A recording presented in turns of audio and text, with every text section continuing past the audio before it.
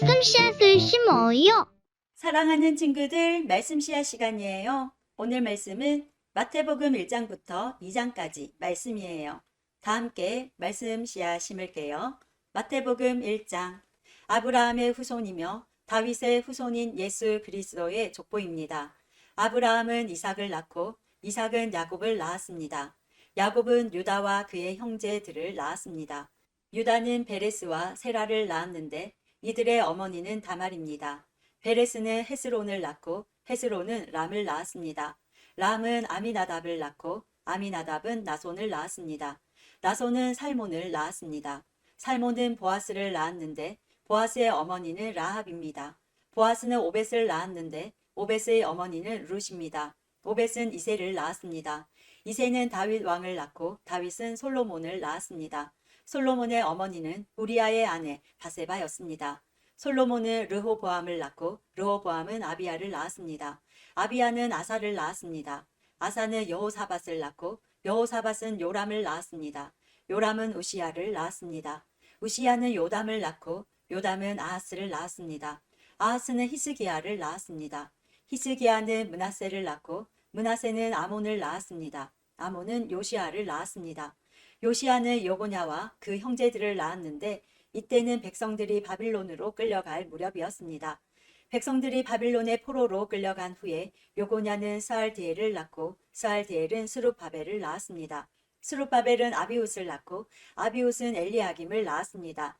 엘리야김은 아소르를 낳았습니다. 아소르는 사독을 낳고 사독은 아킴을 낳았습니다. 아킴은 엘리웃을 낳았습니다. 엘리웃은 엘르아사를 낳고 엘르아살은 mat단을 낳았습니다. mat단은 야곱을 낳았습니다. 야곱은 마리아의 남편이 되는 요셉을 낳았습니다. 그리스도라고 하는 예수님은 마리아에게서 태어났습니다. 그래서 아브라함부터 다윗까지 14대이고 다윗부터 바빌론으로 끌려간 때까지 14대입니다. 그리고 바빌론으로 끌려간 때부터 그리스도가 태어난 때까지 14대입니다.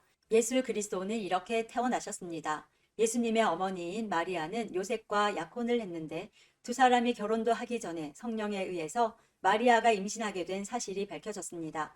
마리아의 남편 요셉은 의로운 사람이었습니다. 그는 마리아를 창피하게 만들고 싶지 않아서 조용히 파혼하려고 하였습니다. 요셉이 이 일을 생각하고 있을 때 꿈에 주의 천사가 나타났습니다. 천사는 요셉에게 이렇게 말했습니다.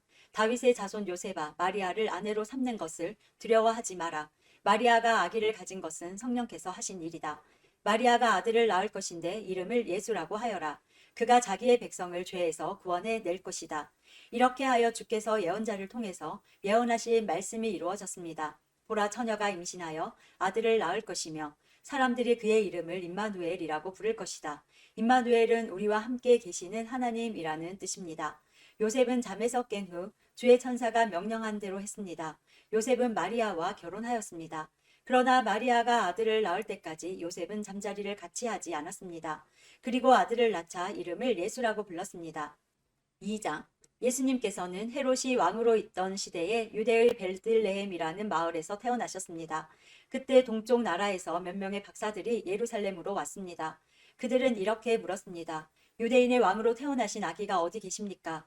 우리는 동쪽에서 그 아기의 별을 보고 아기에게 경배하러 왔습니다. 헤롯 왕은 이 소리를 듣고 깜짝 놀랐습니다.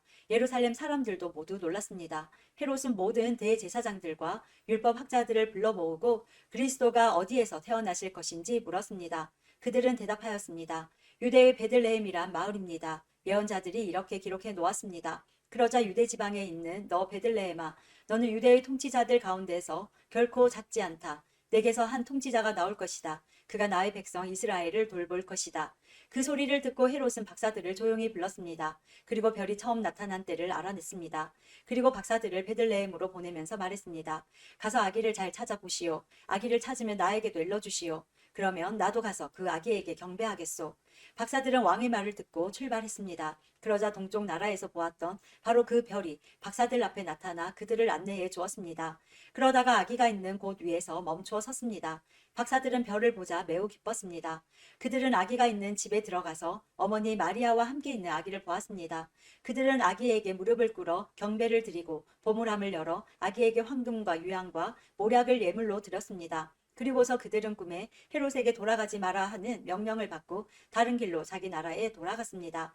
박사들이 떠난 뒤에 주의 천사가 요셉의 꿈에 나타나 말했습니다. 일어나라, 아기와 아기 엄마를 데리고 이집트로 도망가거라. 헤롯이 아기를 죽이려고 하니 내가 지시할 때까지 이집트에 머물러 있어라. 그래서 요셉은 한밤중에 일어나 아기와 아기 엄마를 데리고 이집트로 떠났습니다.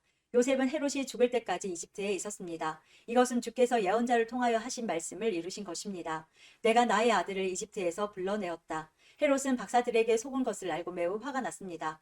그래서 사람을 보내어 베들레헴과 그 주변에 있는 2살 아래의 모든 산의 아이들을 죽였습니다. 이것은 그가 박사들로부터 알아낸 때를 기준으로 한 것입니다. 그래서 하나님께서 예언자 예레미야를 통해 말씀하신 것이 이루어졌습니다. 라마에서 소리가 들려왔다. 슬피 울며 통곡하는 소리다. 라헬이 자기 아이들을 위해 우는데 자식이 없으므로 위로받으려 하지 않는다. 헤롯이 죽자 주의 천사가 이집트에 있는 요셉의 꿈속에 나타났습니다. 일어나라, 아기와 아기 엄마를 데리고 이스라엘 땅으로 돌아가거라. 아기의 목숨을 노리던 사람들이 죽었다.